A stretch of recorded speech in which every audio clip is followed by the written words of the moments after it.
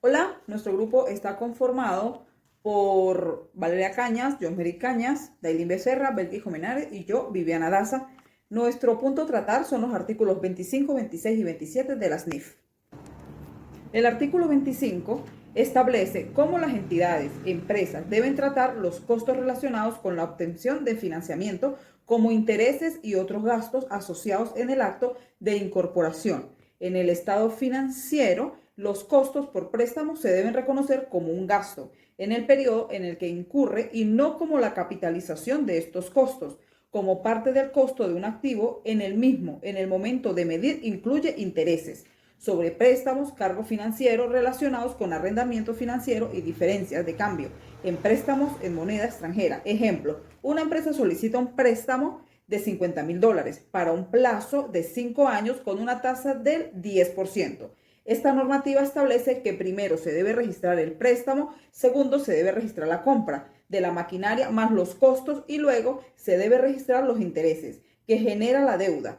Pero esto no se debe registrar como costo, sino como gasto. Es allí donde este artículo establece que se debe cumplir como lo indica en el acto de incorporación, de que ya ese préstamo de los intereses que genere después no se debe tomar como el costo del activo, sino como un gasto.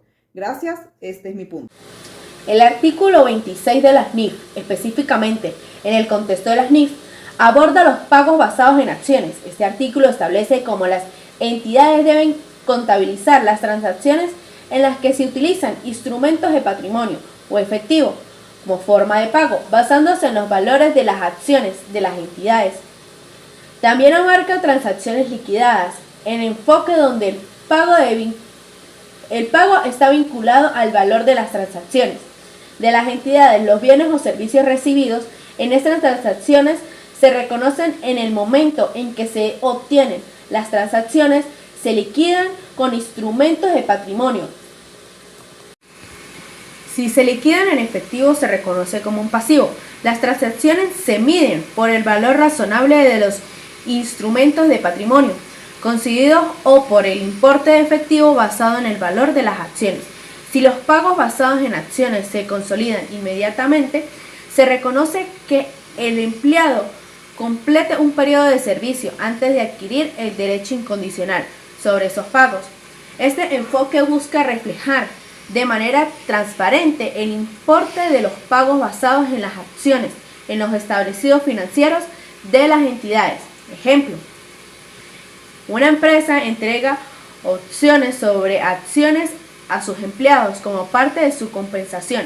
Estas opciones permiten a los empleados adquirir acciones a un precio de ejercicio fijo después de 3 años de servicio. Recomendaciones. Durante los 3 años de servicio, la empresa debe reconocer los servicios recibidos de los empleados como un gasto en el estado de resultados. Simultáneamente se incrementa el patrimonio al ser un pago basado en instrumento de patrimonio. Medición. El gasto se calcula con base en las valoraciones en el valor razonable de las acciones otorgadas, medido en la fecha de condición. Este gasto se distribuye entre los 3 años como un cargo anual, según el periodo de servicio. Asiento contable inicial, débito, gasto por servicios empleados, créditos capitales, acciones de patrimonio. Condiciones. Si el empleado no cumple con los 3 años de servicio, perderá el derecho de las acciones. Condiciones de consolidar. Y el empleado ajustará los registros contables. Las condiciones de adquisición de derecho. Esto aborda las transacciones con pagos basados en acciones. Estas transacciones ocurren cuando una entidad adquiere bienes o servicios como contraprestación de instrumentos de patrimonio, como acciones u opciones sobre acciones. En contexto, implica evaluar cómo se reconocen y miden estas transacciones en los estados financieros en las pequeñas o medianas empresas. ¿Qué se debe hacer? Primero, se debe determinar cuándo se deben registrar estas transacciones en los libros contables. Segundo, se debe establecer el valor razonable de los instrumentos de patrimonio otorgados. Tercero, se debe proporcionar información clara y completa en los estados financieros sobre estas transacciones. Un ejemplo de ello podría ser, digamos que una empresa contrata a un consultor externo para desarrollar una campaña de marketing. En vez de pagarle en efectivo, la empresa le indica que le va a pagar con acciones y que le va a dar 1000 acciones por el trabajo realizado. La empresa, antes que todo, debe reconocer realmente cuánto es el valor cuánto es el costo del marketing para poder identificarlo como servicio.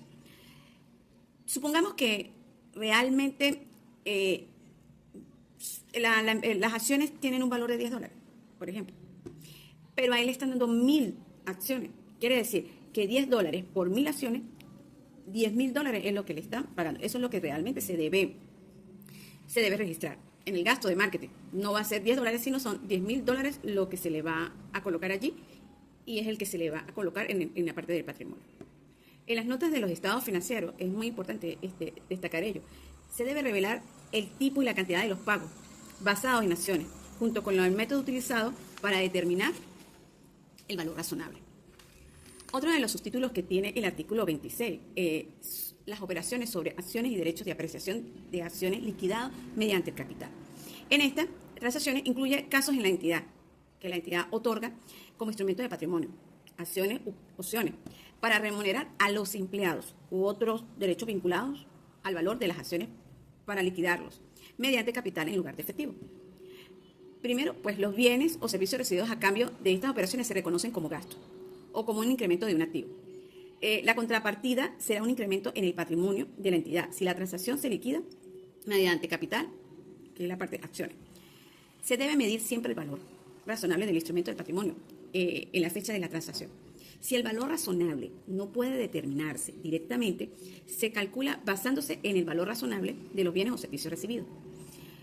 El derecho de apreciación de las acciones, se representa o se determina en el aumento en el valor de las acciones de la entidad.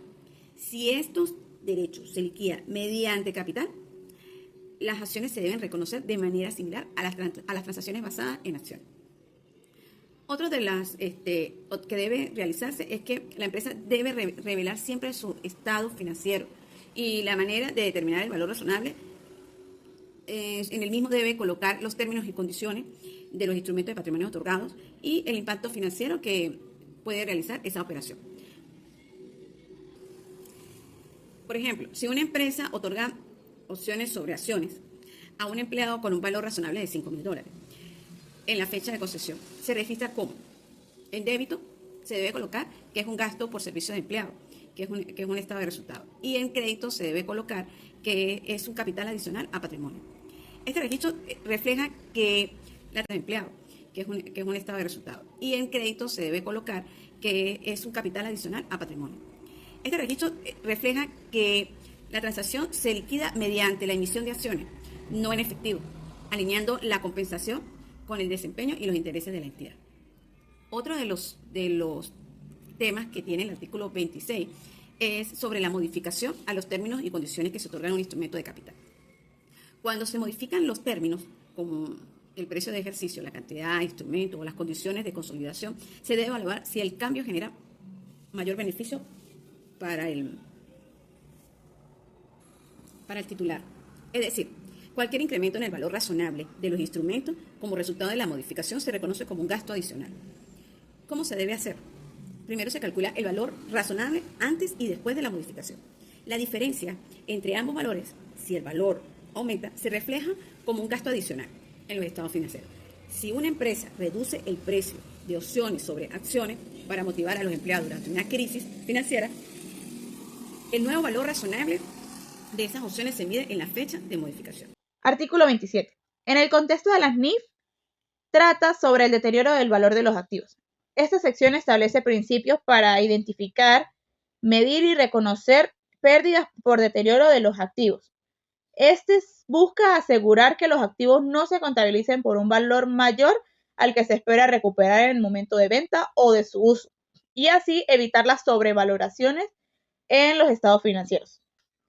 Claro está que cuando muestra un valor excedente al recuperable, debemos de hacer una evaluación cuidadosa para saber dónde está sucediendo las pérdidas.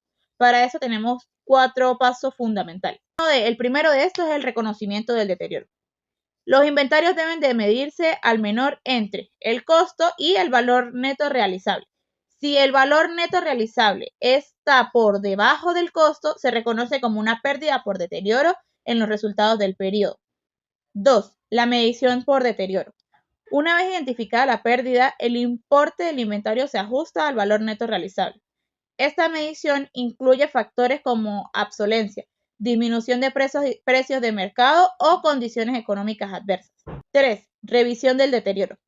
Si las condiciones que llevaron al deterioro mejoran, el monto previamente reconocido del deterioro puede ser revertido, pero nunca por encima del costo del valor original del producto o del activo. 4. Divulgación. Está claro que las entidades deben de divulgar en sus estados financieros lo que viene siendo la cantidad de pérdida por deterioro reconocida o revertida y las circunstancias o el motivo que llevó a que este producto se deteriorara o llegase a la reversión del precio inicial. Un ejemplo práctico que tenemos es, si hablamos en el caso de una empresa que tenga su inventario valorado en $10,000, pero debido a una disminución de precios en el mercado, su valor de inventario llegó a bajar a 10,000. Lo que hacemos es reconocer la pérdida de deterioro y identificar cuánto es la pérdida del mismo, que en este caso sería de $2,000. Y en los estados financieros tendremos que presentar que ahora el inventario no tiene un costo de 10,000, sino de 8,000.